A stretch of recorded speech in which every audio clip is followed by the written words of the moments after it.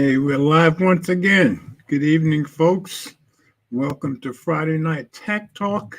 I am Mobile Geezer with you every Friday. Well, just about every Friday, except for the occasional Friday that Joker Tech takes over, like he did last week for Black Friday.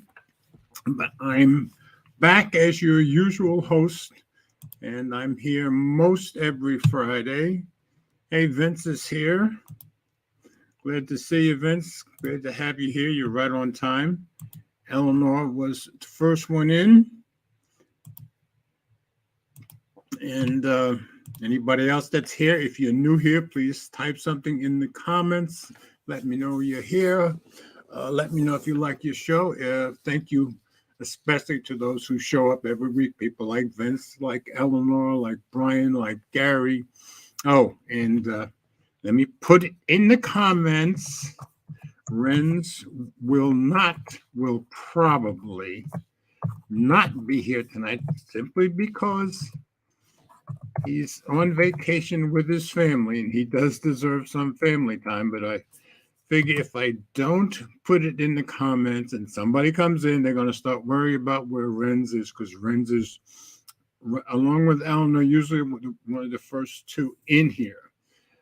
So Renz will probably not be with us since he's on vacation with his family.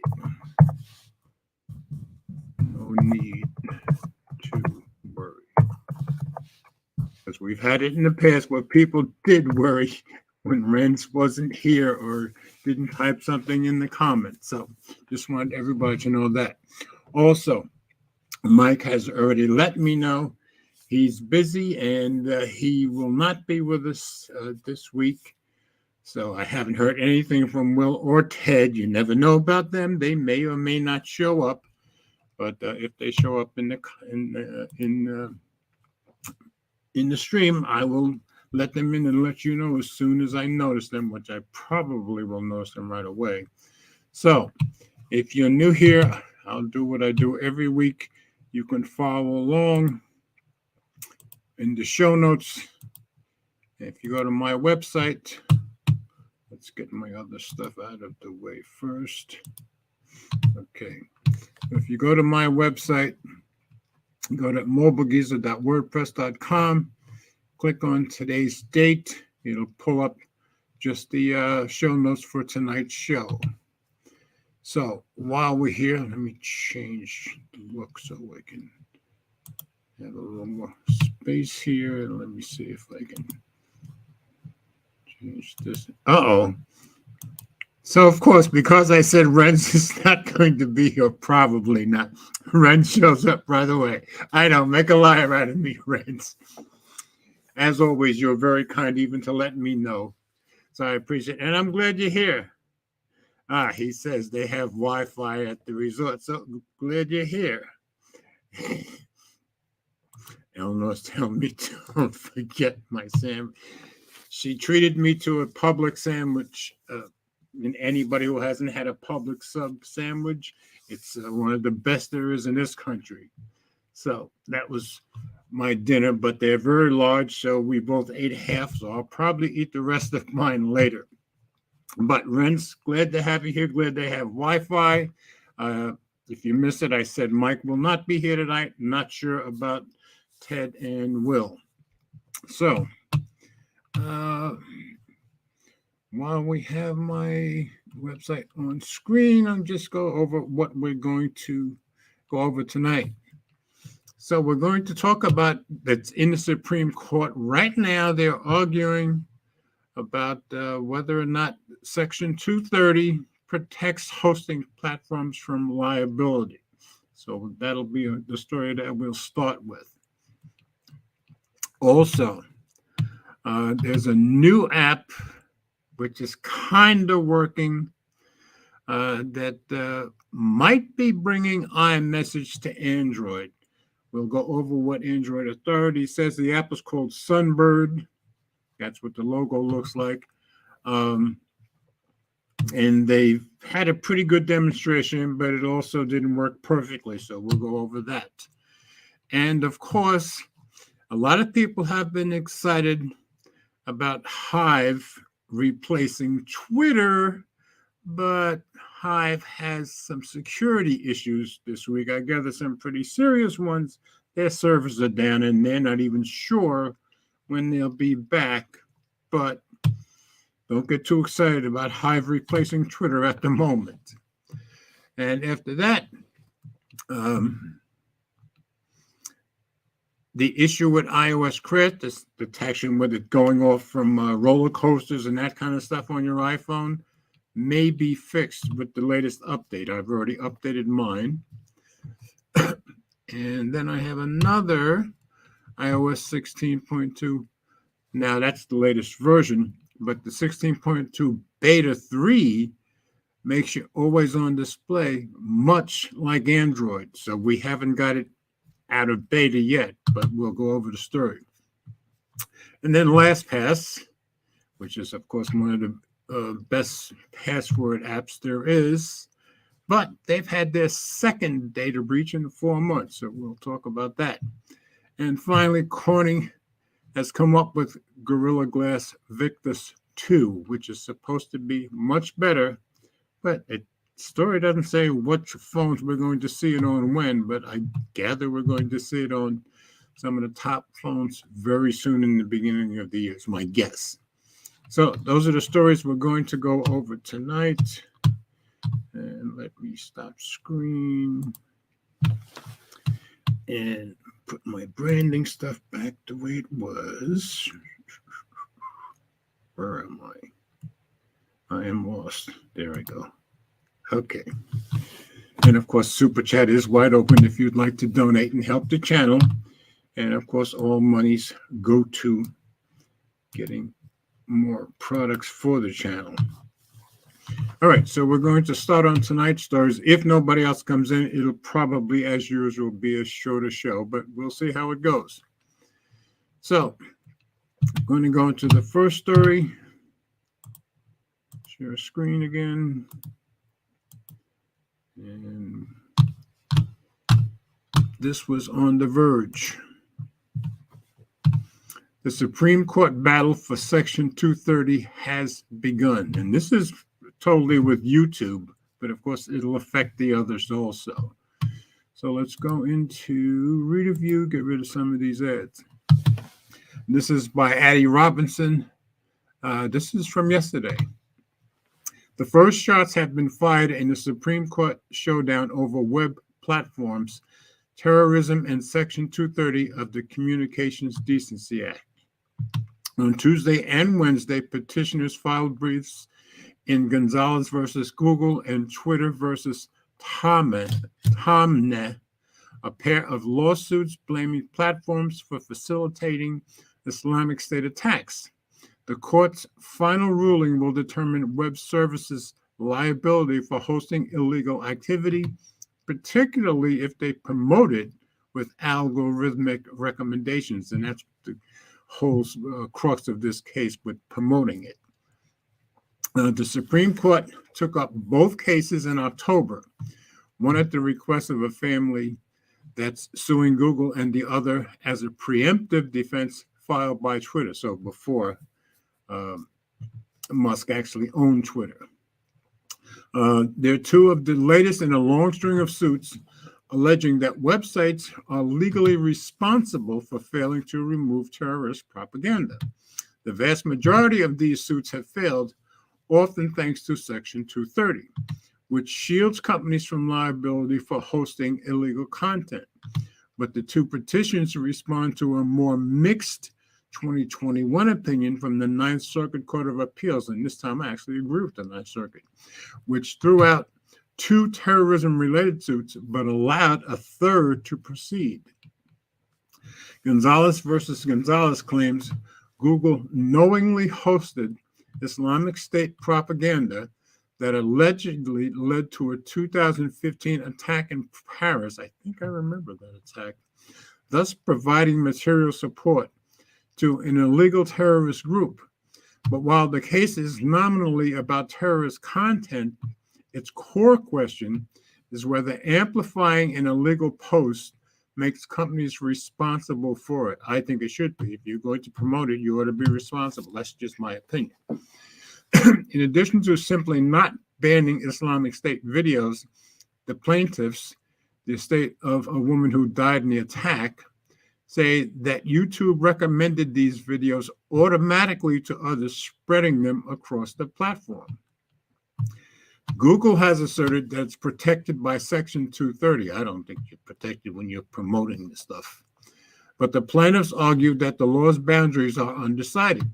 Section 230 does not contain specific language regarding recommendations and does not provide a distinct legal standard governing recommendations, they said in yesterday's legal filing. They're asking the Supreme Court to find that some recommendation systems are a kind of direct publication, as well as some pieces of metadata, including hyperlinks generated from an uploaded video. I agree. And notifications alerting people to that video. Yes, absolutely. Now you're promoting it. By extension, they hoped that that could make services liable for promoting it. Should promoting something via algorithm make companies liable for it? I think absolutely yes. This raises a lot of tricky questions, particularly around the limits of an algorithmic recommendation.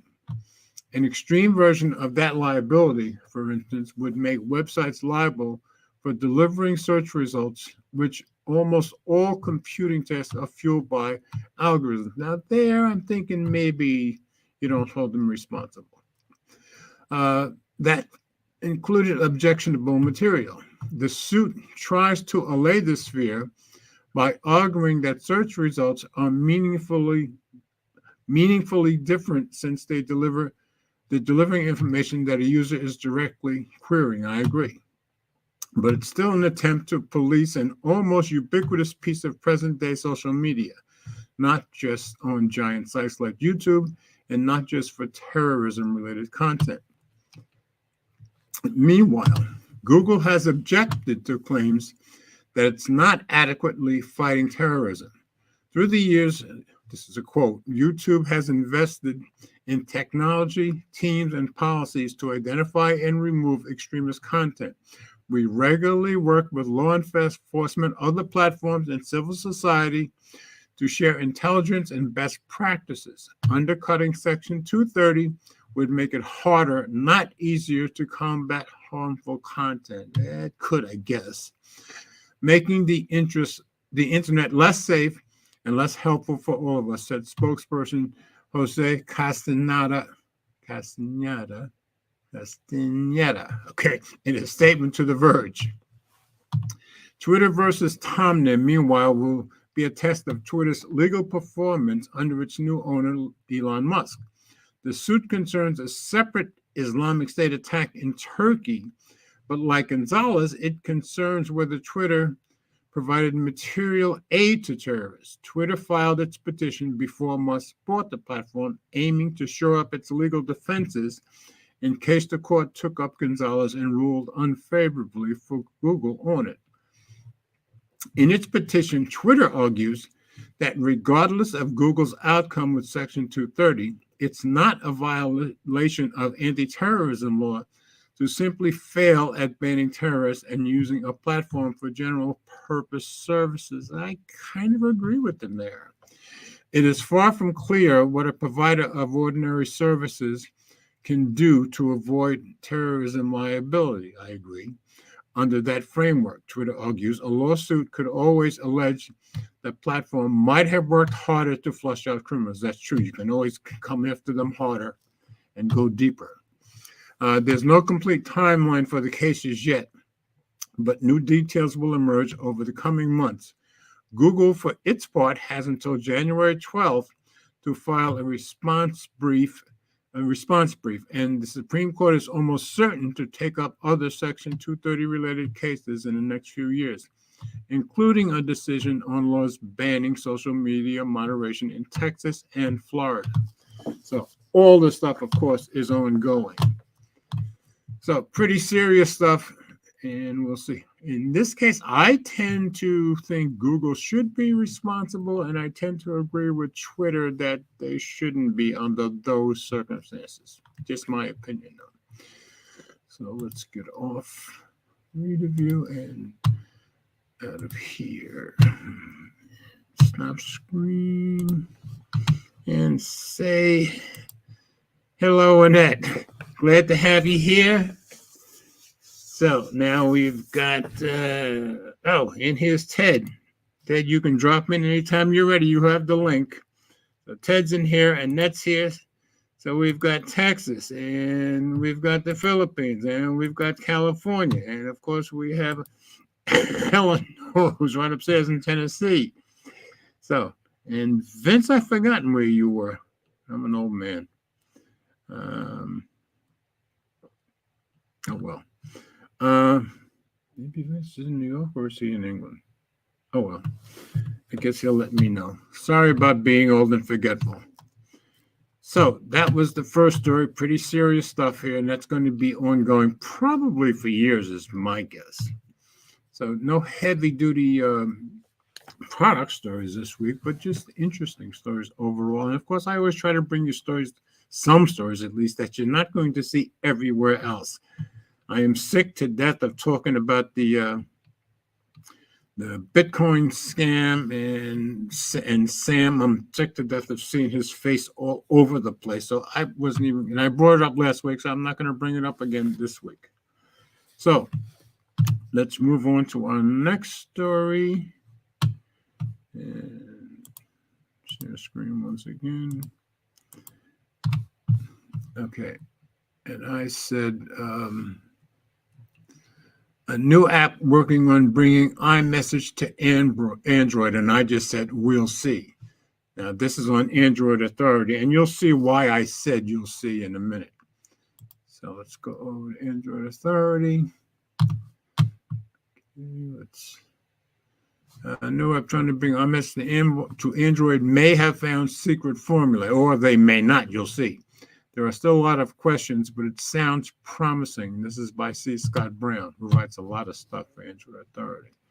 So, let's read a view, get rid of some of these ads. Oh, Edgar Cervantes. And so he provided this picture. I hadn't seen Edgar in years. I'm trying to think. I used to be part of Fandroid years ago before they sold off to somebody else. But anyway. Good guy and good reporter, obviously, photographer too. For years now, the biggest differentiator between iPhone users and Android users has been iMessage. Well, here in the US anyway.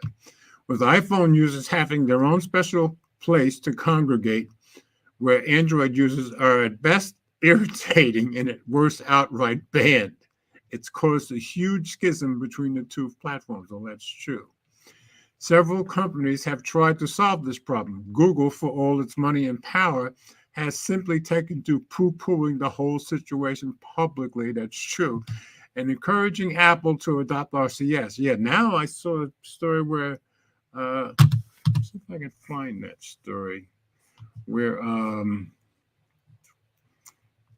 get to it later. Google is just telling Apple they're stuck in the past, and this kind of nonsense. A company called Beeper brings iMessage to Android by charging its users to connect an Android device with a physical Apple-powered machine, such as a Mac or even an iPhone. I had never even heard of Beeper. Sunbird, though, and that's the name of this app, is looking to be the one true app to rule them all. Today, the company gave Android Authority a rundown of the app, which is still an alpha and how it works. So it's not even in beta yet. So that's why it's not completely working yet, but you'll see what I mean. Sunbird, iMessage on Android? Maybe. During the company's presentation, it showed a pre-recorded screencast of a Samsung phone communicating with what is presumably an iPhone using iMessage. There were blue bubbles, emoji reactions, typing indicators, etc. For all intents and purposes, it looked like the Samsung phone was an iPhone, which is good. However, the company never showed what the iPhone saw. And since it was a pre-recorded video, we were naturally skeptical, as you should be. The company ended up giving us early access to the Sunbird app so we could try it for ourselves, and I give them credit for doing that. The good news is that I was able to connect my Apple ID to Sunbird. Good. I was able to log into Apple to the Sunbird app and theoretically connect the two. However, now here's where it gets hairy. My attempts to then send iMessages failed. My recipient simply never received my messages, regardless of whether it was text, a photo, or a vCard. So nothing went through. Sunbird tried to troubleshoot with me, but we couldn't get it work. I got to give the company credit for even being this open about it. We will report back if we can get it up and running in the future. How does it work and what will it cost? Sunbird has no plans to open source its technology for bringing iMessage to Android. As such, we didn't hear a detailed report on how this app works, or at least should work. However, from what the company did say, it sounds like it has taken the beeper method, connecting an Android phone to an Apple-based system, and then taking a few further steps. First, each individual user doesn't need their own connected hardware. Sunbird has figured out some way to allow thousands of users to connect to a single machine, I guess like an iMac or something. Second, the company has also figured out a way to preserve end-to-end encryption, good, through this method, which is something companies like Beeper cannot provide, at least not yet. Once again, Sunbird did not disclose how it does either of these things, but we didn't successfully send any messages. Thankfully, if and when it does work and launches to the public, Sunbird says the app will be free for a while. Early birds will get access to iMessage on Android and not have to pay a dime. In the future, the company could monetize the app by charging for other connected services such as Telegram, Signal, or other chat apps. In the meantime, we will continue working with Sunbird to get the app up and running on our own devices. So basically, how did I get that? Okay, let's get that away from there. So basically, to be continued. So I wish Will was here to comment, but at least people are trying to make Android work on iMessage, which I think is a very, very good thing. So let me stop screen here for a second. Why is my... Okay. Check comments. Okay, nothing new in the comments. I hope you guys find these stories interesting. I always find them interesting. And I try to only think what you guys might think is interesting also. I hope so. Okay, now Hive. Now, a lot of people have gotten excited about Hive being an alternate to Twitter, and they can get away from Twitter and get away from Musk. And now, as you'll see, Hive has some issues this week, and it sounds like the issues are pretty serious. So we'll share once again. And I just said promising Twitter alternative, Hive having severe security issues. This is on IGN. So let's go over here. Hive Social, that's what everybody calls it. Hive Social temporarily shuts down servers to address security issues. This was all yesterday in the morning and later on in the morning, almost midday. So let's go into read a view. It looks like we're stuck with Twitter for a while, I would think. This is by Ryan Dinsdale. And this is all from yesterday. Hive, the social media platform growing in popularity as a Twitter alternative, has shut down its servers to address security issues. The company announced on Twitter, isn't that ironic, that it was aware of a security issue that affected the safety of its users and stability of its application, though it followed up in another post to say that no accounts or data had been leaked as it shut down the servers as a preventative measure. So you're going to think it's got to be pretty serious for them to just shut down their servers. And this is what they put on Twitter. The Hive team has become aware of security issues that affect the stability of our application and the safety of our users, said in the post. Fixing these issues will require temporarily turning off our servers, and get this, for a couple of days while we fix this for a better and safer experience. Now here, while it's stated down a period of a couple of days here, however, Hive tweeted again to say that it couldn't fix these issues as quickly as it hoped. Once all security issues are fixed, the server will be back online. We weren't able to fix them as fast as we hoped. So they're pretty straight up and honest about it. So we appreciate your patience through this pause, it added. So we don't know how long it's not going to be working.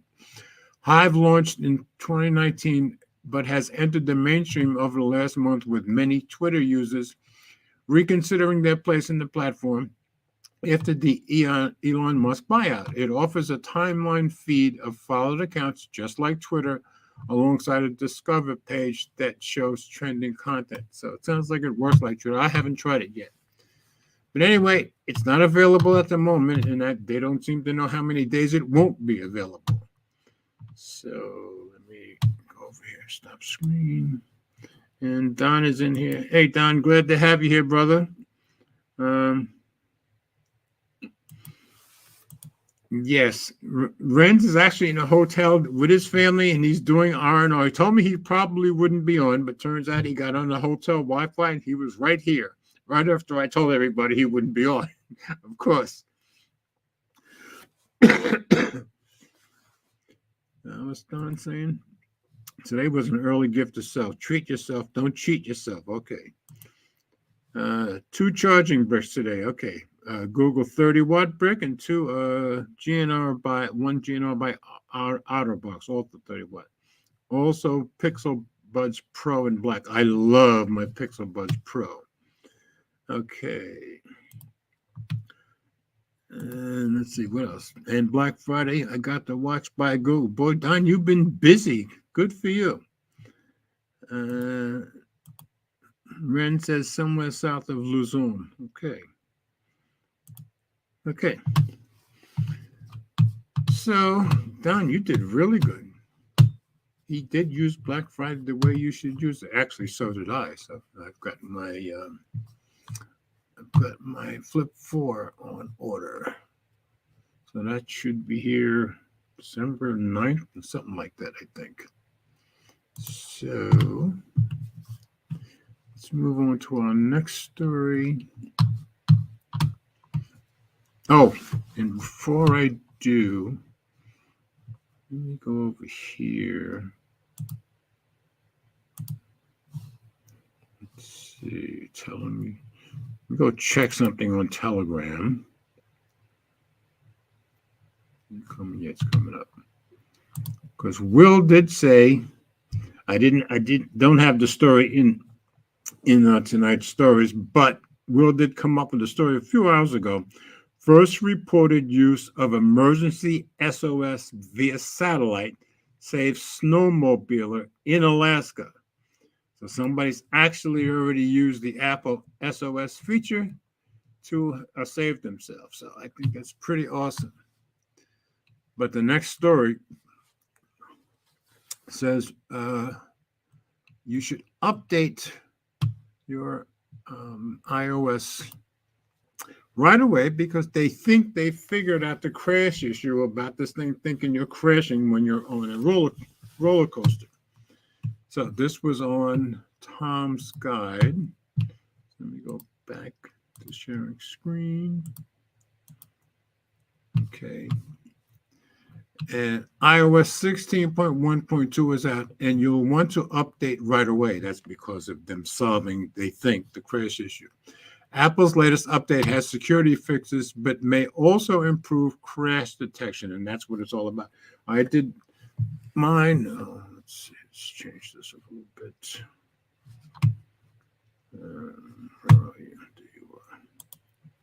So I did my 14 Pro Max last night and got it updated. Of course, I haven't had any issues with the Crash app, but there has been a couple of times in the past when I've been riding my bike and I've gone off a curb and it asked if I wanted to call the police because it looked like I had been in an accident, which I hadn't. So I made sure I updated mine right away too. But let's put this in reader view and get rid of the ads and go over the story. But I just wanted to let you know that Will did send it out to us that people have actually used the SOS feature and used the satellite to save themselves in Alaska. So iOS 16.1.2 has popped out of its beta form and is now ready for general use, bringing with it tweaks to make the iOS experience more robust.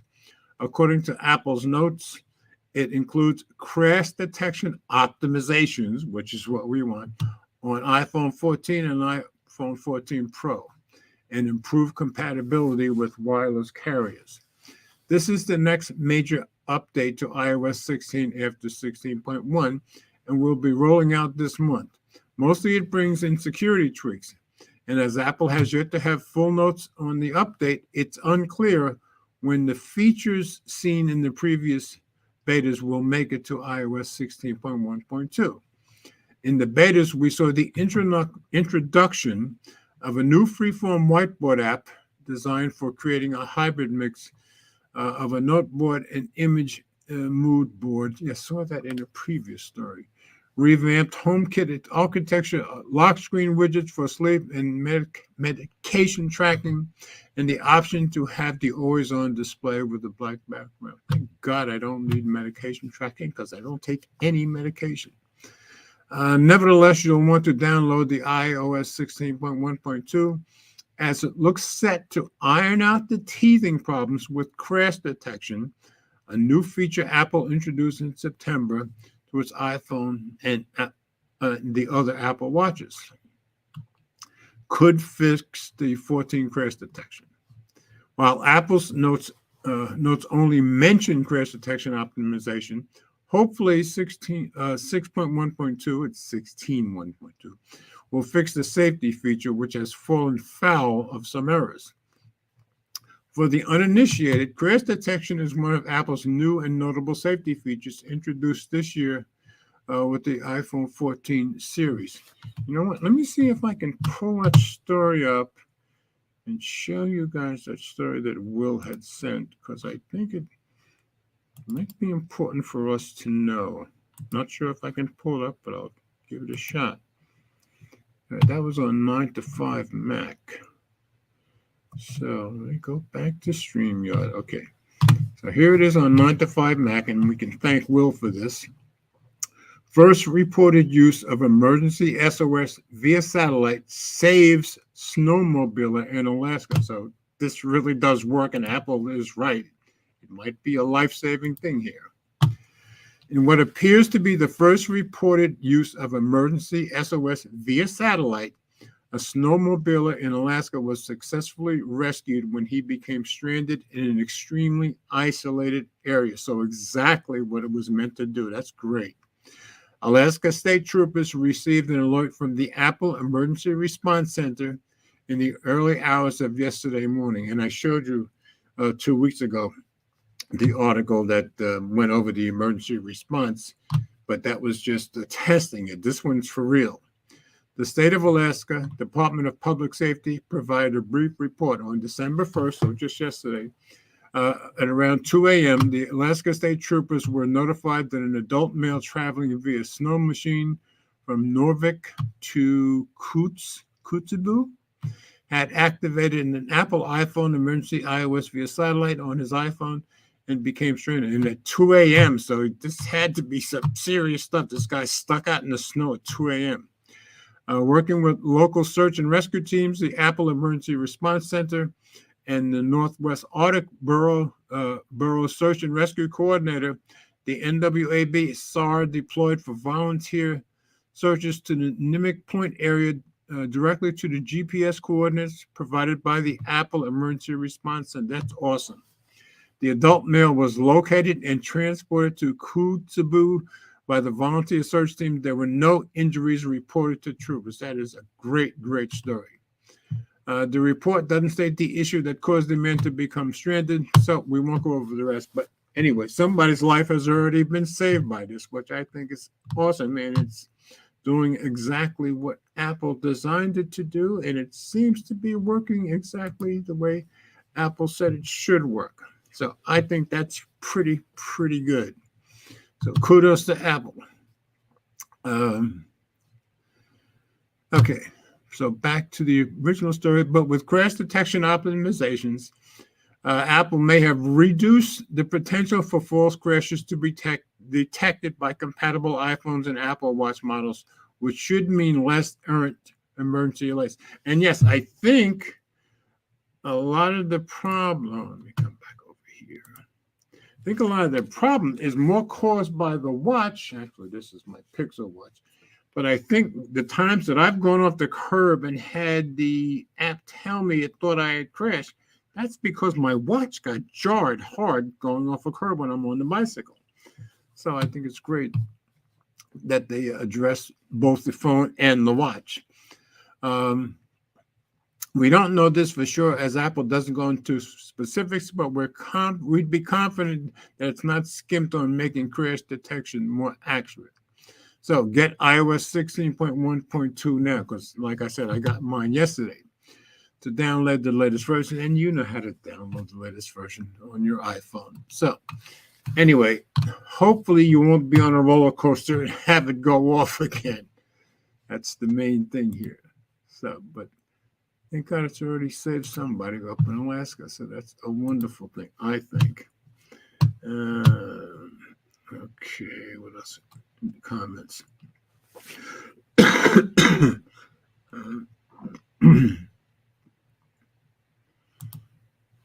So Don is telling friends to enjoy. Okay. Let me go back here. Sorry about me clearing my throat. So I've got one more story about iOS, but this is beta, which I do not have on my phone. But iOS 16.2 beta 3 makes always on display, which, you know, I have it on mine too. Let's see if I can show it.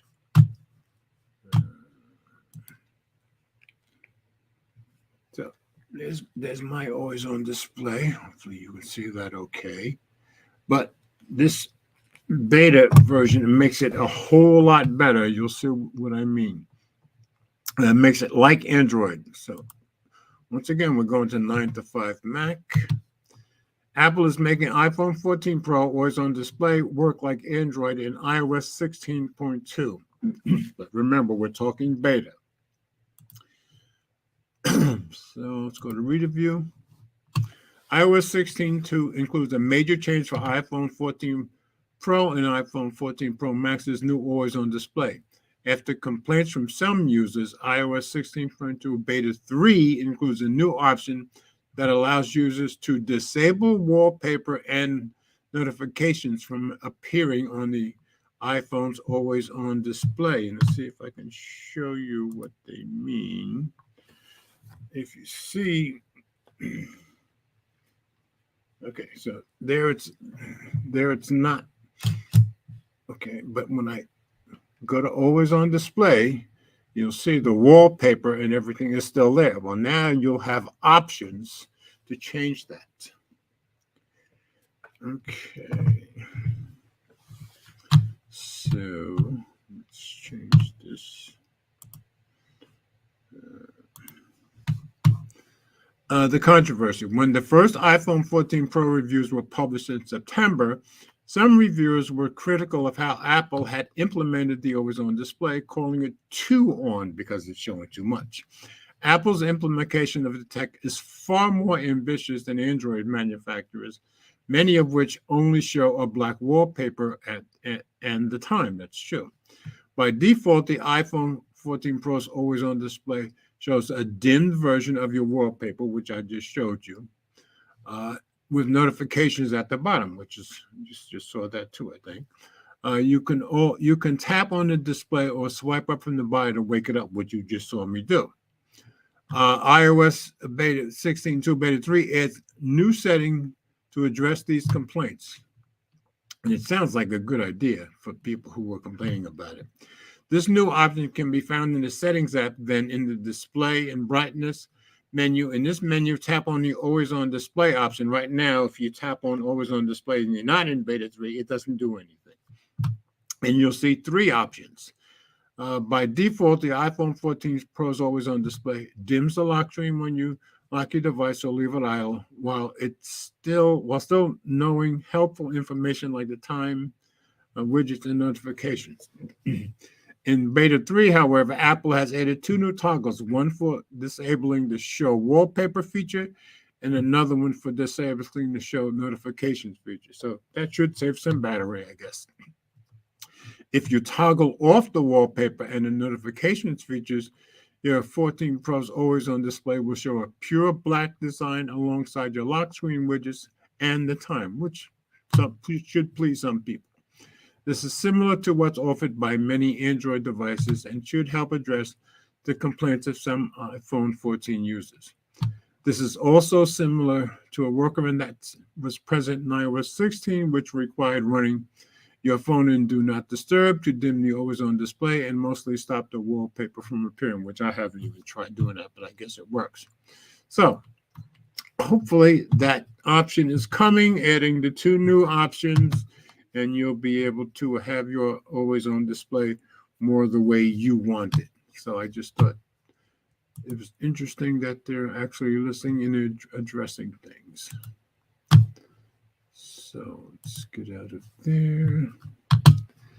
And LastPass. Is anything new over here? Okay, Mike is in here. Hey, Mike, glad to have you here, brother. Okay, all right. Obviously, he doesn't have time to join us. He is sending some stuff out on Twitter, talking about checking out the live stream. Okay, so LastPass. Second data breach in the past 4 months, and this is on CNET. LastPass discloses another security breach. The company says unauthorized parties access certain elements of our customers' information, but not passwords. Yeah, but you're not telling us what they did get access to. So, and as we discussed with Mike and Will last week, I used LastPass, 4 or 5 years ago. I stopped using it. I used it for a while. Okay, this is by Andrew Block. Password Manager LastPass has had another security breach stemming directly from one that occurred in August, the company said Wednesday. An unauthorized party using information obtained in the August incident was able to gain access to certain elements of our customers' information, not telling us what those elements are, of course. LastPass CEO Karim Touba wrote in a blog post, our customers' passwords remain safely encrypted due to LastPass's zero-knowledge architecture. That's great, but what did they get?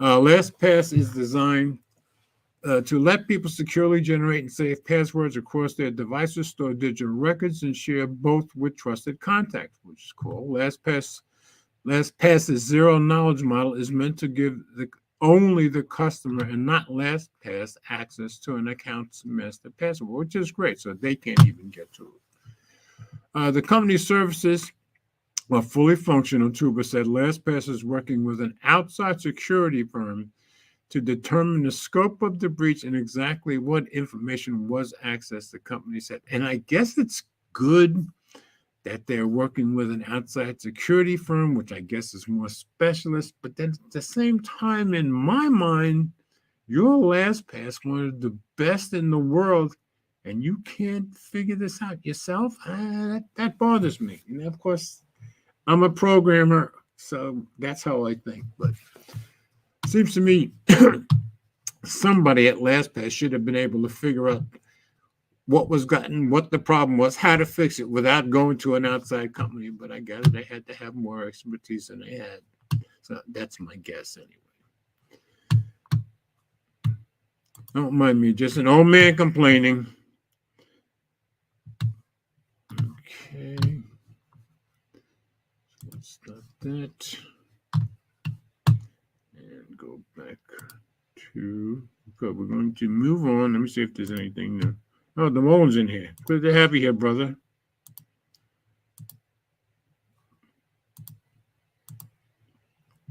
Glad you're here, and I'm nearing the end because Mike couldn't make it today, although Mike is in the comments right now, and he's spreading stuff around about the broadcast on Twitter, which is great.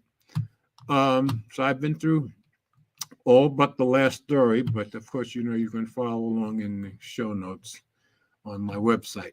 So I'm going to share screen again and go to the last story. Of course, it's going to be a short day, a short evening. So share screen. And right here.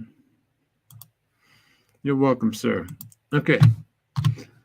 So Corning, and this is a pretty good story. I just don't know when we're going to see this stuff. But Gorilla Glass Victus 2, big protection upgrade, and I just said coming soon. And this was on Tech Radar. So, Gorilla Glass Victus 2 could save your big phone from disastrous falls on concrete. Yeah, I think a lot of this is because the Victus hasn't done as well with these big phones as they could. So I guess they feel a lot better about it now. So better glass for heavier phones. So let's take it into reader view, get rid of these ads, or some of the ads. If you want to know why Corning made Gorilla Glass Victus 2, the new cover glass company unveiled today, you can thank or blame your big fat phone. Yeah, like, let's see, come over here.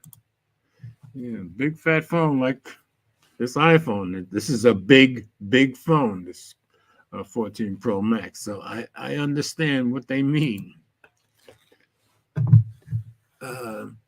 When Corning set out to make unbreakable glass 15 years ago and began testing on mobile devices, the benchmark was 160 grams, which more than covered the original iPhone, which weighed 135 grams.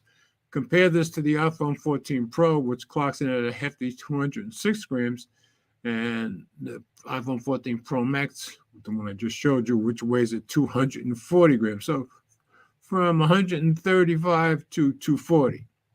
Or the Samsung S22 Ultra, which weighs in at a beefy 228 grams.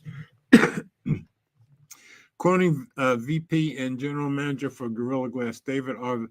Velasquez, told me this week that modern smartphones are now packed with far more technology, cameras, sensors, bigger batteries, and are heavier and denser than the phones Corning was originally testing on. So I guess that heaviness and denseness puts more of a strain on the glass. So it makes sense.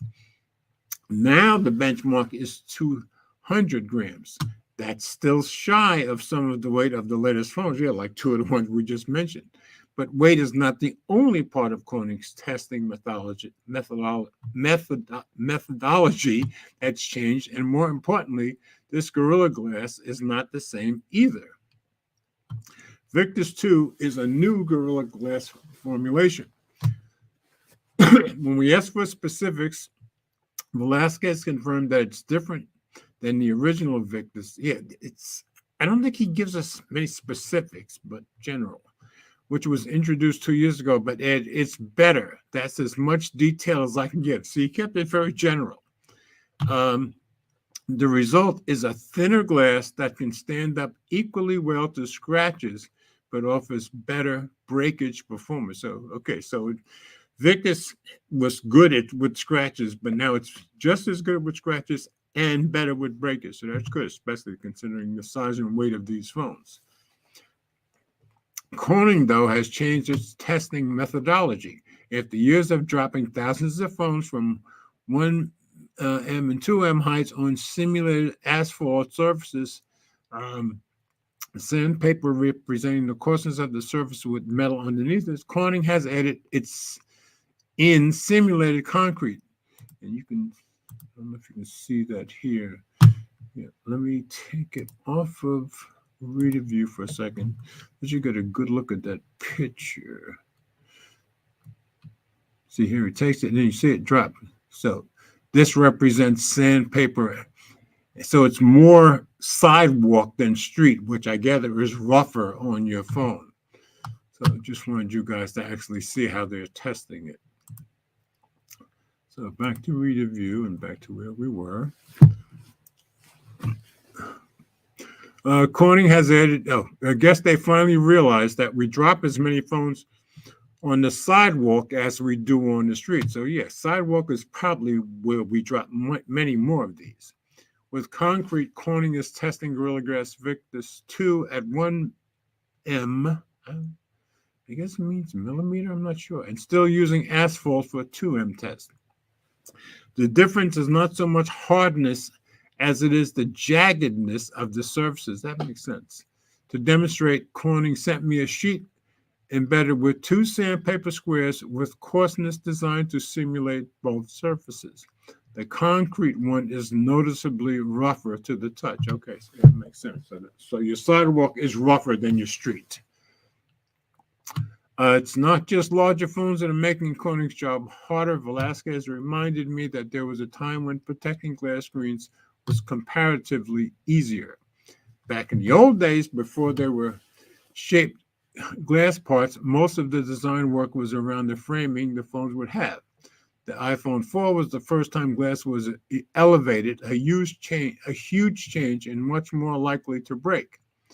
These days, phones like the Samsung Galaxy S22 Ultra, Google Pixel 7 Pro, and the iPhone 14 Pro seem to be made almost entirely of glass. I think Corning knows how to make a phone that might never break. But the collaboration between the glass covering company and the phone manufacturer doesn't work that way. OEMs come to us frequently and say, here's what we launched 3 and 5 years from now. Can you do this in glass? If so, what are the design considerations? Explained Velasquez. What follows are conversations and even some adjustments of molecules and how they're designed to strengthen the glass. Pardon me while I take a sip.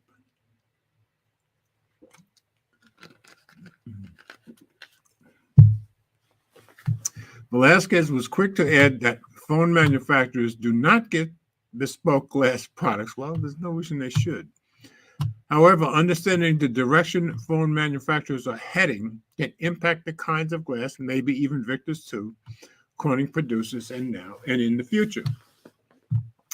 While Gorilla Glass Victus 2 is stronger than Victus 1, Corning has no control over how phone manufacturers use it. Yeah, that makes sense.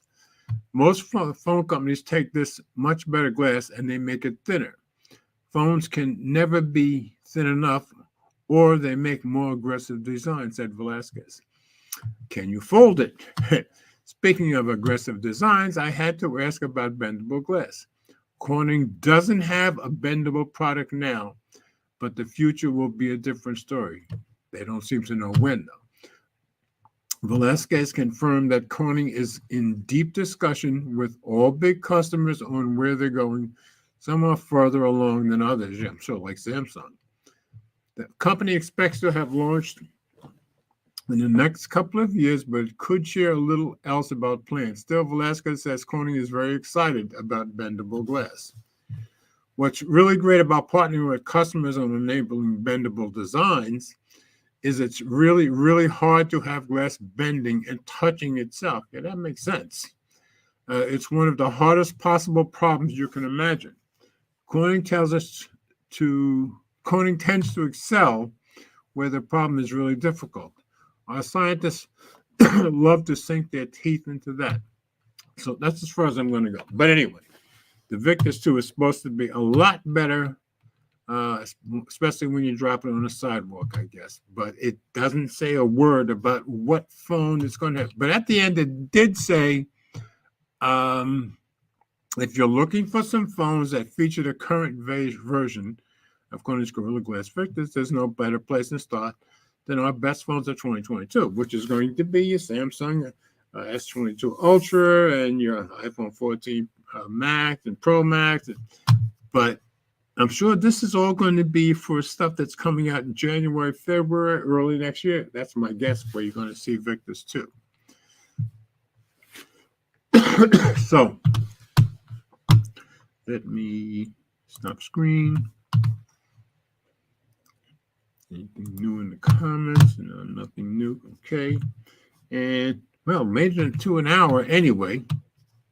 So we're getting down to glowing rectangles like we always do. And so I guess I had just the right amount of stories anyway. Hopefully you guys found this interesting, because you're certainly not going to hear all these stories many other places, is my guess. So sharing screen for the last time. Now let me stop and start over again. I don't know why that happens once in a while, that flashing stuff. Okay, there we go. So, as usual, every week I show you guys glowing rectangles, just in case there's somebody new who doesn't know about it. And if you go to reddit.com/r/glowing rectangles. Oh, let me get my stuff out, my branding stuff out of the way first.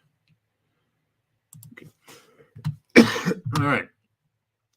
reddit.com/r/glowing rectangles. Place to talk about the best toys. This is all maintained and was started by some gadget guy, Juan Bagnell, and he puts in the work to keep this updated. If you need exposure for yourself, for somebody else, for a blog, for a video, this is where you can put it every day, and it'll get upvoted up or down, and you certainly get more exposure than you had before. And when you go in here, you click on top, and it'll show you. You can change it to today, for this week, this month, blah, blah, this year, whatever. But it shows you what got upvoted the most for today. And like, Die Hard is a Christmas movie. Let's put this debate to rest by one. That got upvoted. I think we see this story every year. I don't see it as a Christmas. Of course, I love it like everybody else, but it depends on how you look at it, I guess. So that's gotten 5 upvotes. So that's gotten the most votes already today. The second one is always an ad. So best of our week, that's one. And TK with their weekly show. So they got 3 upvotes. And Howard Turbo, he does this every Friday night. I guess this is last Friday night's open mic. So he got 3 votes. And this is Mike's Friday morning vlog this morning, when he had some issues with a computer that he ordered. And then we got 2 more. So anyway, you can go to reddit.com/r/glowing rectangles. You can place your video, your blog post, and put it here any day that you want, and anybody else's too, for that matter. So let me go back and put back my stuff. And let's get out of here. And stop screen. Okay. So, and of course, as always, if you click on, you can follow me at Twitter and Instagram and Facebook. I've never clicked on that, but yeah, let me show you what I mean.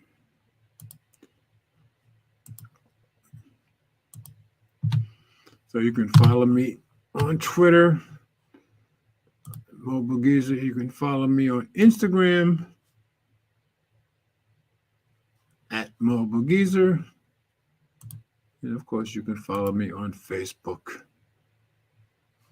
Now, of course, on Facebook, you can follow me at Mobile Geezer. You can also follow me as George Hayes, whichever you prefer. So once again, we've gotten through this week's stories. Hopefully, I've given you guys some interesting stories. Let me stop screen. And Renz, you are one faithful guy. I really appreciate you. And glad you came in. Nothing new in the comments. Okay. So hopefully next week, Mike or Will or Ted will join me, and we will continue on. I hope everybody has a very blessed weekend. And as I try to remember every week, let's always remember we all do better when we love each other. And I will see you guys next Friday night. Renz, enjoy your family and your vacation.